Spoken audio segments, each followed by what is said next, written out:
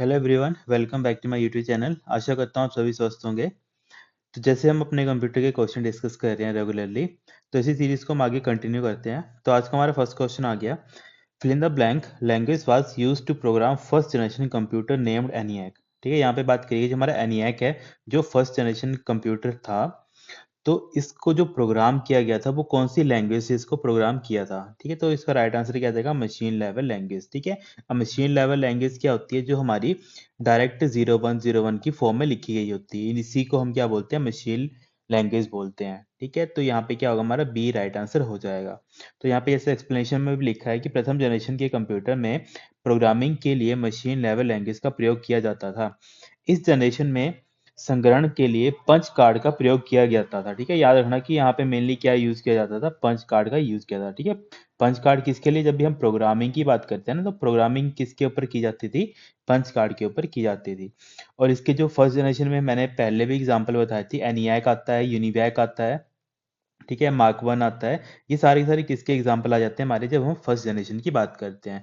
और जो हमारा एप्पल का आता है, जो एप्पल का कंप्यूटर लैपटॉप या फिर समथिंग हम बात करते हैं, एप्पल के पीसी की बात करते हैं, तो वो कौन सी जनरेशन को बिलोंग करता है? ये हमारा फोर्थ जनरेशन को बिलोंग करता है। क्योंकि क्वेश्चन पूछा जाता है एग्जाम में, तो आपको इसको क्या करना है? नोट करके लिख लेना है। फिर हमारे पास नेक्स्ट क्वेश्चन आ गया। Second generation computer was created in year. Second generation जो हमारे कंप्यूटर थे वो कब से लेकर कब थे? 1955 से 64 के बीच में वो लाई करते थे। ठीक है, तो यहाँ पे देखो उसके बीच में कौन सी वैल्यू आ रही है? 1959। ठीक है, तो यहाँ पे बी ऑप्शन हमारा राइट आंसर हो जाएगा। ठीक है, तो यहाँ पे क्या हो कि वो पूछा होता है कि हमारा जो फर्स्ट जनरेशन है वो बिलोंग करती है 1944 से लेकर हमारी 19 1954। ठीक है, इसके बीच में जो हमारी क्या है? फर्स्ट जनरेशन बिलोंग करती है। सेकंड हमारी बिलोंग करती है 1955 से लेकर 1964। जैसे यहाँ पे दे भी रखा है 1955 से लेकर 1964 के बीच में जो हमारी सेकंड जनरेशन बिलोंग करती है ना। इसके अलावा हमने क्या पढ़ा था कि फर्स्ट जनरेशन में क्या चीजें होती हैं? वैक्यूम ट्यूब हमारा यूज किया गया था, और सेकंड जनरेशन में हमारे ट्रांजिस्टर यूज किए गए थे। ठीक है, जो एक बेसिक पॉइंट है जो बार बार एग्जाम में पूछे जाते हैं। इसके अलावा जो हमारे पास लिखा है कि जो हमारी सेकंड जनरेशन की कंप्यूटर है, इसमें कौन कौन से सिस्टम है। क्योंकि एग्जाम्पल इंपॉर्टेंट इसलिए है क्योंकि कई बार ऑप्शन में दे रखा होता है कि आपको बताने कि इनमें से कौन सा सेकंड जनरेशन को बिलोंग करता है, कौन सा फर्स्ट जनरेशन को जो सिस्टम है वो बिलोंग करता है ना। तो उस टाइम पे आपको ये सारी चीजें आनी चाहिए कि हनीवेल 200 था या फिर CDC 1604 थे, ये हमारे सेकंड जनरेशन के कंप्यूटर थे। फिर नेक्स्ट क्वेश्चन आ गया अब हमारे पास। What name is set of program and data set to perform different functions on a computer system. ठीक है, यहाँ पे बोलने का मतलब है कंप्यूटर प्रणाली पर विभिन्न कार्य करने के लिए अभिष्ट प्रोग्राम एवं डाटा के सेट को किस नाम से जाना जाता है ना। तो इसको हम क्या बोलते हैं? सॉफ्टवेयर बोलते हैं। ठीक है, कई बार ऐसे करके भी लिखा होता है कि अगर हमारे पास, यहाँ पे भी लिख देता हूं मैं, सेट ऑफ इंस्ट्रक्शंस। ठीक है, सेट ऑफ इंस्ट्रक्शन, एग्जाम मतलब एग्जामिनर सिंपल डायरेक्टली ऐसे ही पूछता है कि सेट ऑफ इंस्ट्रक्शंस को हम क्या बोलते हैं? उसको भी हम क्या बोलते हैं? सॉफ्टवेयर बोलते हैं। ठीक है, तो यहाँ पे हमारा क्या हो जाएगा? थर्ड हमारा राइट आंसर हो जाएगा। इसके अलावा यहाँ पे नेक्स्ट क्वेश्चन आ गया हमारे पास। The meaning, fill in the blank, meaning of the word is the collection of program. ठीक है, अब देखो वही चीज आ गई, कलेक्शन ऑफ प्रोग्राम भी किसको बोलते हैं, या फिर सेट ऑफ इंस्ट्रक्शन किसको बोलते हैं? सेट ऑफ इंस्ट्रक्शन को मेनली हम प्रोग्राम बोलते हैं, और सेट ऑफ जो हमारे पास प्रोग्राम आ जाते हैं उन्हीं को हम क्या बोलते हैं? आगे सॉफ्टवेयर बोलते हैं, है ना। तो ये कुछ चीजें हैं जो आपको आनी चाहिए। ठीक है, जब आप कॉपी में नोट करोगे तो आपने सबसे पहले लिखना है set of instruction. Set of instruction से क्या मिलकर बनता है? हमारा प्रोग्राम बनता है, और सेट ऑफ प्रोग्राम से मिलकर हमारा क्या बनता है? एक सॉफ्टवेयर बनता है। ठीक है, तो यहाँ पे क्या होगा? हमारा थर्ड यहाँ पे राइट आंसर हो जाएगा। नेक्स्ट क्वेश्चन आ गया हमारे पास। Which of these is not a hardware component. यहाँ पे बताना है कि इनमें से कौन सा हार्डवेयर कंपोनेंट नहीं है। Input device, operating system, CPU या फिर मेमोरी डिवाइस। ठीक है, ये तो काफी सिंपल है। ऑपरेटिंग सिस्टम क्या है? एक हमारा सॉफ्टवेयर है। ठीक है, ऑपरेटिंग सिस्टम हमारा क्या? सॉफ्टवेयर है। और ये किस टाइप का सॉफ्टवेयर है? हमारे पास सिस्टम सॉफ्टवेयर है। ठीक है, सिस्टम सॉफ्टवेयर है। और सिस्टम सॉफ्टवेयर मैंने आपको बताए थे, सिस्टम सॉफ्टवेयर कौन से होते हैं? जैसे हमारे पास कोई भी ऑपरेटिंग सिस्टम हो गया, ठीक है, जो भी हमारे ऑपरेटिंग सिस्टम होते हैं, या फिर जितने भी हमारे पास हमारे पास जैसे अलग अलग हम ड्राइवर वगैरह पढ़ते हैं, वो सारे सिस्टम सॉफ्टवेयर की कैटेगरी के अंडर आते हैं। और ऑपरेटिंग सिस्टम तो आपको पता ही है कौन सा आ गया, जैसे हमारे पास विंडोज़ हम यूज़ करते हैं, ठीक है, जैसे विंडोज 7, विंडो 10, विंडो 11, तो ये सारे सिस्टम सॉफ्टवेयर की कैटेगरी के अंदर आते हैं। इसके अलावा जो भी ड्राइवर्स हो गए, ठीक है, ड्राइवर्स क्या होते हैं, जैसे मान लो कि मैंने एक प्रिंटर इंस्टॉल या प्रिंटर अटैच किया अपने कंप्यूटर के साथ, तो उस टाइम पे एक देखना हम उस टाइम पे क्या होती है, एप्लीकेशन इंस्टॉल होती है। तो जो एप्लीकेशन वो इंस्टॉल हो होती है, उसी को हम क्या बोलते हैं, जो हमारा प्रिंटर का ड्राइवर, ठीक है। इससे क्या होता है कि ड्राइवर क्यों इंस्टॉल होता है, क्योंकि सीपीयू को नहीं पता होता है कि जो प्रिंटर है वो फंक्शनैलिटी कैसे परफॉर्म करता है अपनी। तो उस फंक्शनैलिटी को समझाने के लिए हमें क्या करना पड़ता है, जो कंपोनेंट होता है, या बेसिकली बोलूँ तो उस प्रिंटर का जो है उसका ड्राइवर इंस्टॉल होता है, ठीक है। तो ये किसकी कैटेगरी के अंडर आता है, हमारा ऑपरेटिंग सिस्टम की कैटेगरी के अंडर आता है। फिर नेक्स्ट क्वेश्चन आ गया हमारे पास, which of the following is not a part of CPU. अब देखो इनमें से बताना सीपीयू का पार्ट कौन सा नहीं है। देखो हमने कल भी पढ़ा था, मेमोरी यूनिट भी होता है, अर्थमेटिक लॉजिक यूनिट भी होता है, कंट्रोल यूनिट भी हमारा क्या होता है, पार्ट होता है। पर इनपुट यूनिट कोई भी हमारा पार्ट नहीं होता, कि लिखा था नॉट अ पार्ट, तो इसका राइट आंसर क्या हो जाएगा, हमारा फोर्थ यहाँ पे राइट आंसर हो जाएगा। क्योंकि बाकी सारे सारे किसके पार्ट होते हैं, हमारे सीपीयू के पार्ट होते हैं, ठीक है। फिर नेक्स्ट आ गया हमारे पास, IC chip used in computer are usually made of. जो हमारे पास इंटीग्रेटेड सर्किट्स होते हैं, ठीक है। अभी हमने कल ही पढ़ा था कि आईसी किसके द्वारा बनाया गया था, जैक किलवी के द्वारा बनाया गया था, है ना। जैक किलवी के द्वारा आईसी बनाए गए थे। अब ये बताना है कि जो हमारे आईसी होते हैं उनको कौन सी मटेरियल से बनाया जाता है, तो वो सिलिकॉन से बनाया जाता है, ठीक है। तो यहाँ पे क्या होगा, बी हमारा राइट आंसर हो जाएगा। और कई बार पूछा आता है सिलिकॉन ना देकर वहां पे लिखा होता है जर्मेनियम, ठीक है। तो आपको ये दोनों क्या करना है, कॉपी पे नोट करके लिखने हैं, सिलिकॉन और जर्मेनियम, ठीक है। इन दोनों से ही क्या होते हैं हमारे पास, जो कंपोनेंट है वो बनाए जाते हैं। पर सिलिकॉन ज़्यादा रिलायबल होता है, इसलिए सबसे ज़्यादा जो यूज़ किया जाता है मटेरियल आईसीज बनाने के लिए, वो सिलिकॉन यूज़ किया जाता है। फिर हमारे पास नेक्स्ट क्वेश्चन आ गया, which of the following hardware component is the most important to the operation of database management system. अब यहाँ पे बोलना है कि इनमें से कौन सा हार्डवेयर घटक डेटाबेस प्रबंध प्रणाली, जिसको हम बोलते हैं डाटाबेस मैनेजमेंट सिस्टम, के प्रचलन में सबसे अधिक महत्वपूर्ण है, ठीक है। तो आपको बताने इनमें से कौन सा जो डीबीएमएस है उसके लिए काफी इंपॉर्टेंट है, ठीक है। हाई रेजोल्यूशन वीडियो डिस्प्ले की तो कोई डीबीएमएस को जरूरत ही नहीं पड़ती है, प्रिंटर की भी कोई जरूरत नहीं पड़ती है। पर high speed large capacity disk की डाटाबेस होता ही क्या है, मुझे कोई डाटा स्टोर करना है, उसके लिए मुझे एक क्या चाहिए, एक डिस्क चाहिए। और वो डिस्क भी कैसी होनी चाहिए, वो भी एक काफी मतलब उसमें जो डाटा मैं इंसर्ट करूं या फिर डाटा रिट्रीव करूं वो भी काफी जल्दी हो, ठीक है। तो हमें जो मेन इंपॉर्टेंट कंपोनेंट चाहिए होता है डाटाबेस के लिए, वो क्या होता है, high speed with large capacity disk, ठीक है। और यहाँ पे प्लॉटर तो हमारा आउटपुट डिवाइस होता है, तो यहाँ पे क्या है, हमारा थर्ड यहाँ पे ऑप्शन राइट हो, यहाँ पे आंसर हो जाएगा। फिर हमारे पास नेक्स्ट क्वेश्चन आ गया, how does the system locate a file in the computer. किसी कंप्यूटर में सिस्टम किसी फाइल को कैसे पता लगाता है, ठीक है। तो ऑब्वियसली हम क्या करते हैं, उसका जो भी हमारा फाइल होता है, फाइल को हम क्या देते हैं, यूनिक उसका नाम देते हैं, ठीक है। यूनिक नेम से ही क्या करता है सिस्टम, उस फाइल को लोकेट करता है। तो यहाँ पे क्या होगा, हमारा फर्स्ट बिल्कुल राइट आंसर हो जाएगा, ठीक है। जैसे यहाँ पे इन्होंने लिखा है कि कंप्यूटर में सिस्टम किसी फाइल का पता उसके नाम के मतलब उसके नाम से किया जाता है। कंप्यूटर फाइल एक कंप्यूटर भंडारण उपकरण में कूटप्रति तरीके से डाटा रिकॉर्ड करने के लिए एक कंप्यूटर संसाधन है। फिर हमारे पास नेक्स्ट क्वेश्चन आ गया, the terms ALU CPU IO devices pretend to, ठीक है। यहाँ पे बोला है कि ये सारी की सारी जो टर्म्स होते हैं ये किससे रिलेटेड होते हैं, ये कंप्यूटर से रिलेटेड होती हैं, ठीक है। एएलयू की फुल फॉर्म क्या होती है, अरिथमेटिक लॉजिक यूनिट। सीपीयू की तो आपको पता है सेंट्रल प्रोसेसिंग यूनिट। और आईओ आईओ हम किसको बोलते हैं, इनपुट और आउटपुट डिवाइसेस के लिए हम यूज करते हैं आईओ का। फिर हमारे पास नेक्स्ट क्वेश्चन आ गया, फुल फॉर्म ऑफ एमओएस, ठीक है। ये हमने कल भी डिस्कस किया था कि इंपॉर्टेंट है, क्योंकि कल भी हमने देखा था कैड की देखी थी, ठीक है। कैड की देखी थी एक फुल फॉर्म, और एक हमने देखी कैम की, ठीक है। आपको क्या करना है, दोनों की मुझे फुल फॉर्म नीचे कमेंट करके बतानी है, ठीक है। एक तो आपको बतानी है कैड की, दूसरी आपको बतानी है कैम की, क्योंकि कैड और कैम हमने कल ही डिस्कस किया था। तो आपको क्या करनी है, इसकी मुझे फुल फॉर्म नीचे बतानी है कमेंट करके। आज यहाँ पे बोला है कि एमओएस की आपको फुल फॉर्म बतानी, तो एमओएस क्या होता है हमारे पास, मेटल ऑक्साइड सेमीकंडक्टर, ठीक है। तो ये इंपॉर्टेंट क्वेश्चन है, इसको भी आपको क्या करना है, नोट करके लिख लेना है।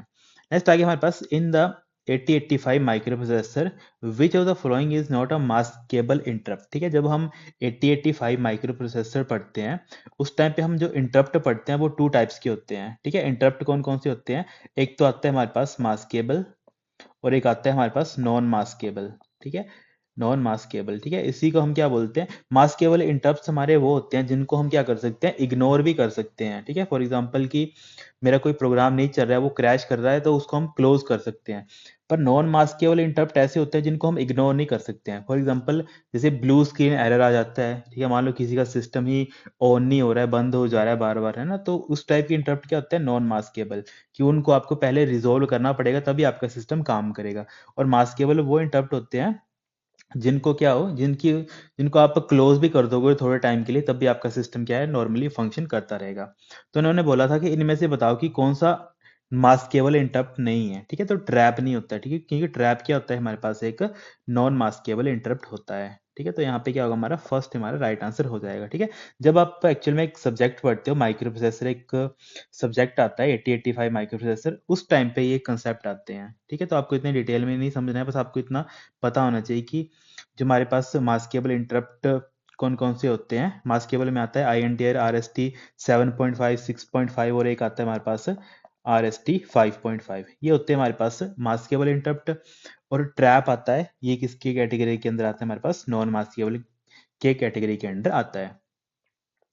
फिर हमारे पास आगे हमारे जैसे यहाँ पे लिखा भी है, ट्रैप एक नॉन मास्केबल इंटरप्ट है और ये ट्रिगरिंग की तरह दोनों लेवल में रहता है। यह क्रिटिकल पावर कंडीशन में प्रयोग किया जाता है। ठीक है, वही मैंने बोला कि इसको हम इग्नोर नहीं कर सकते हैं।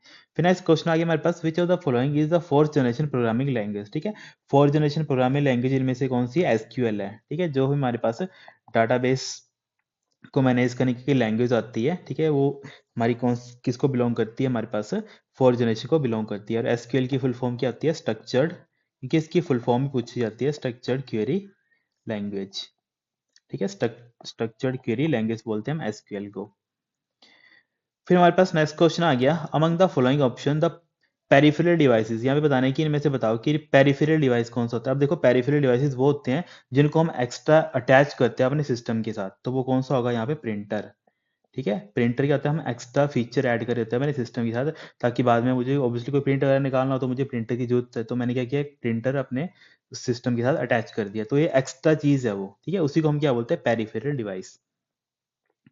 नेक्स्ट आगे हमारे पास, which among the following are the component of CPU. CPU के कंपोनेंट कौन कौन से होते हैं, कल ही हमने पढ़ा था।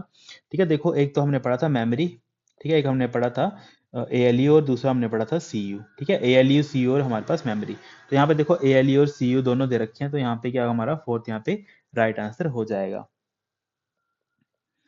नेक्स्ट क्वेश्चन आ गया हमारे पास, fill in the blank is not a normal hardware port. ठीक है, इनमें से बताना है कि आपको कौन सा एक नॉर्मल हार्डवेयर पोर्ट नहीं है।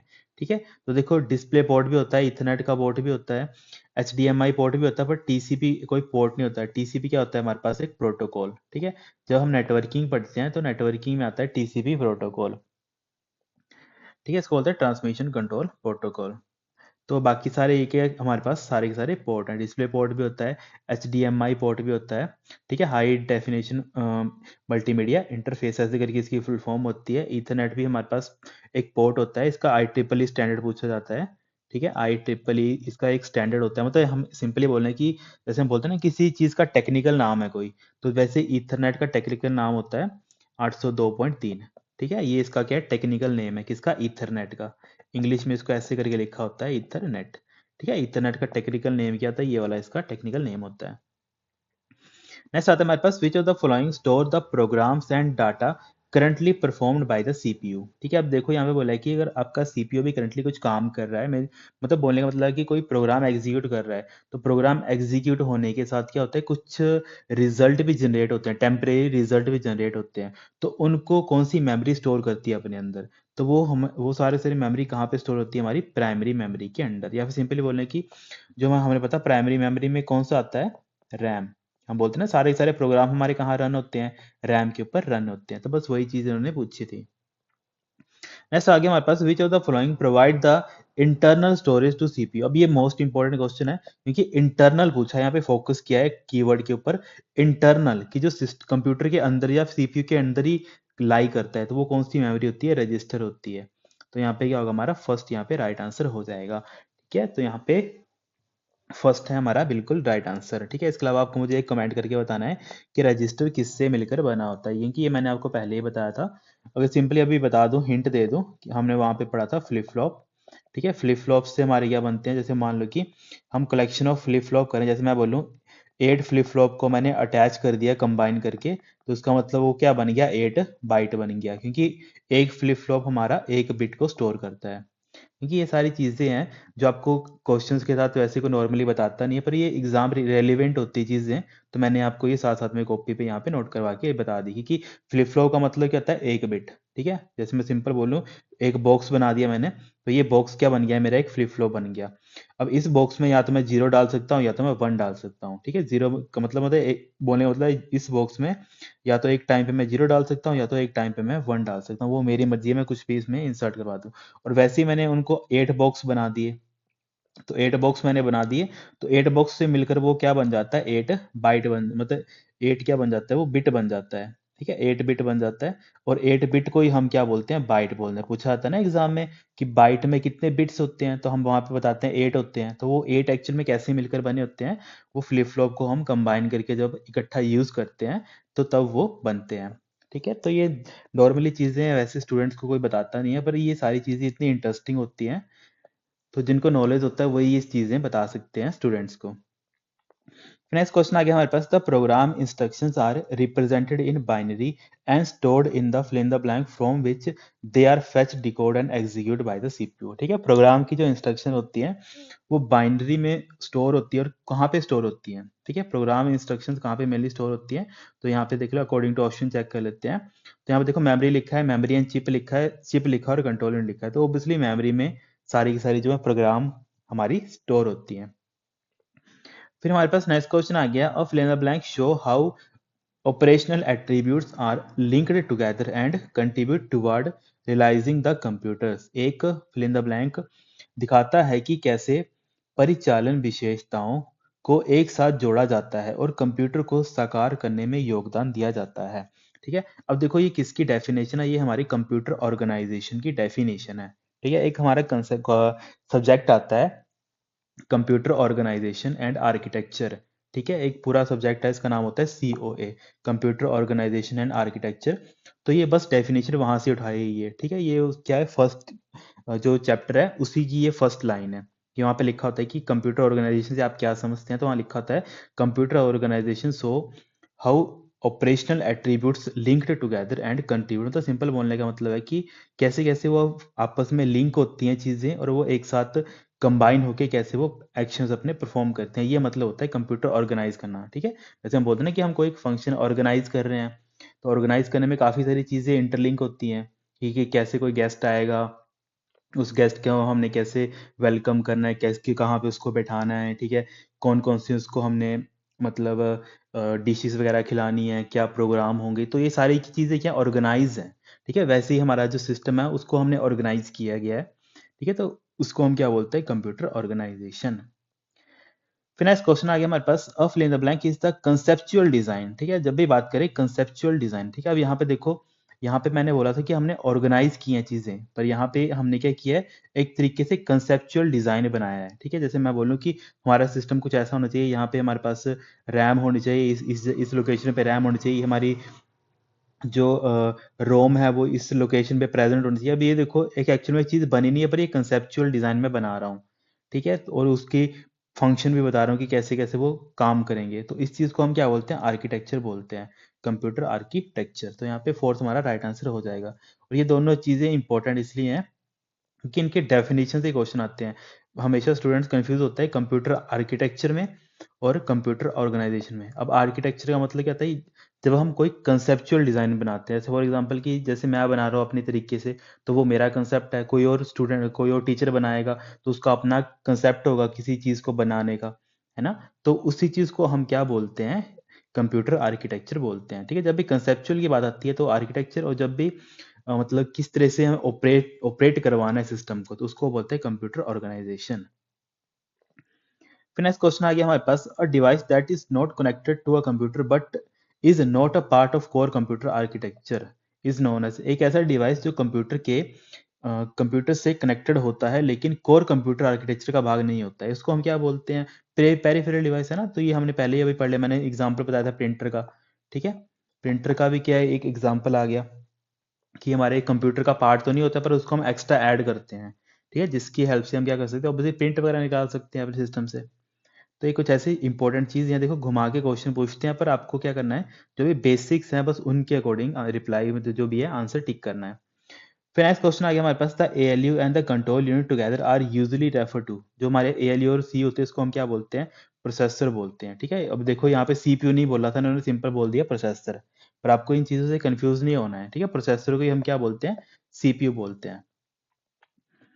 फिर नेक्स्ट क्वेश्चन आ गया हमारे पास, which of the following statement is wrong. इनमें से बताना है कि आपको कौन सी स्टेटमेंट है जो गलत है। फर्स्ट लिखा है जैसे हमारे पास, there are limited storage capacity in secondary memory as compare to. देखो ये बात तो गलत है। सेकेंडरी स्टोरेज हमेशा क्या होती है? ज़्यादा होती है as compare to main memory. अब देखो, जब भी देखना आपकी रैम हमेशा क्या होती है? छोटी होती है हमारे पास सेकेंडरी स्टोरेज से। अब इसका एग्जाम्पल अगर आपको देखना, जब आप फ़ोन परचेज करते हो तो फ़ोन में लिखा होता है ना कि आपका 4 GB रैम और 128 GB इंटरनल। तो देखो सेकेंडरी मेमोरी हमेशा ज़्यादा होती है एज कम्पेयर टू हमारी जो मेन मेमोरी, या फिर इसको बोलते हैं रैम। ठीक है, तो यहाँ पे फर्स्ट स्टेटमेंट तो हमारी गलत होगी। सेकंड लिखा है D RAM is slower then S RAM. ठीक है, ये स्टेटमेंट तो ठीक है कि जो हमारे पास डायनेमिक रैंडम एक्सेस मेमोरी होती है वो हमेशा मतलब स्लोअर होती है हमारे पास स्टैटिक रैंडम एक्सेस मेमोरी से। तो यहाँ पे देखो, अकॉर्डिंग टू ऑप्शन हमारा कौन सा हो जाएगा? थर्ड यहाँ पे राइट आंसर हो जाएगा। ठीक है, उन्होंने बोला था कि कौन सी स्टेटमेंट गलत है, तो गलत कौन सी थी हमारी? ये वाली गलत थी और ये हमारी बिल्कुल ठीक है। तो गलत पूछी थी, तो यहाँ पे हमारा थर्ड हमारा राइट आंसर हो जाएगा। फिर नेक्स्ट क्वेश्चन आ गया हमारे पास, which of the following statement are correct. इनमें बताना है कि कौन सी स्टेटमेंट है जो करेक्ट है। फर्स्ट लिखा है access to primary memory is more than the access time of secondary memory. ठीक है, तो यहाँ पे बोला है कि करेक्ट बताना है। प्राइमरी मेमोरी को एक्सेस ज़्यादा लगता है as compare to secondary memory, तो ये बात तो क्या है? गलत है। सेकंड लिखा है for the same storage capacity D RAM is cheaper than S RAM. ठीक है, और ये बात तो क्या है? मतलब ठीक है, डी रैम सस्ती होती है एज कम्पेयर टू हमारी स्टैटिक रैम से। तो यहाँ पे अकॉर्डिंग टू ऑप्शन हमारा क्या हो जाएगा? डी हमारा राइट आंसर हो जाएगा। फिर हमारे पास नेक्स्ट क्वेश्चन आ गया, depending on the access time what kind of memory is fastest. अब एक्सेस मतलब ऑब्वियसली कितनी जल्दी जल्दी हम किसी मेमोरी को ले सकते हैं, डाटा ले सकते हैं। उस टाइम पे सबसे फास्टेस्ट मेमोरी कौन सी होगी? According to my opinion register यहाँ पे राइट आंसर होगा। तो देख लेते हैं क्या क्या ऑप्शन दे रखे हैं यहाँ पे इन्होंने। हाँ देखो, यहाँ दे रखा है सीपीयू रजिस्टर, क्योंकि सीपीयू रजिस्टर सबसे फास्ट होते हैं क्योंकि इनका जो एक्सेस टाइम होता है वो काफ़ी ज़्यादा होता है। उसके सबसे नंबर 1 पे सीपीयू रजिस्टर आते हैं, दूसरे पे कैशे आती है, थर्ड पे हमारी रैम रोम आती है। ठीक है, थर्ड पे हमारी ये दोनों साथ ही आते हैं, रैम रोम। तो ऐसे करके जो इनकी मेमोरी हिरार्की वैसे ही चलती है।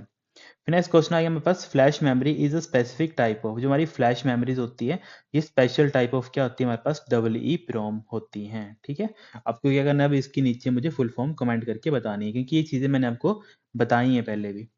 नेक्स्ट क्वेश्चन आ गया हमारे पास, which of the following is used for cache storage. ठीक है, कैशे के लिए हम किसका यूज करते हैं? एस रैम का यूज करते हैं। ठीक है, देखो जितने भी क्वेश्चन है ये सारे के हैं आपस में इंटरलिंक क्वेश्चन है। ठीक है, एस रैम को मैंने फुल फॉर्म बताई थी आपको, स्टैटिक, और रैम की तो पता ही आपको, रैंडम एक्सेस मेमोरी। नेक्स्ट आ गया हमारे पास, in the context of S S H D memory what is the full form of S S H D. ठीक है, अब एस एस एच डी की फुल फॉर्म क्या होती है? ये होती है हमारे पास सॉलिड स्टेट हाइब्रिड ड्राइव। तो यहाँ पे देखो कौन सा राइट आंसर हो जाएगा हमारे पास? Solid state. ठीक है, यहाँ पे देखो थर्ड ऑप्शन क्या हो जाएगा हमारा? राइट आंसर हो जाएगा। ठीक है, यहाँ पे सॉलिड सिलिकॉन दे रखा, तो सिलिकॉन तो नहीं होता है, और यहाँ पे डिश दे रखा, तो डिश भी नहीं होता है, तो यहाँ पे क्या होगा? थर्ड हमारा राइट आंसर हो जाएगा, सॉलिड स्टेट हाइब्रिड ड्राइव।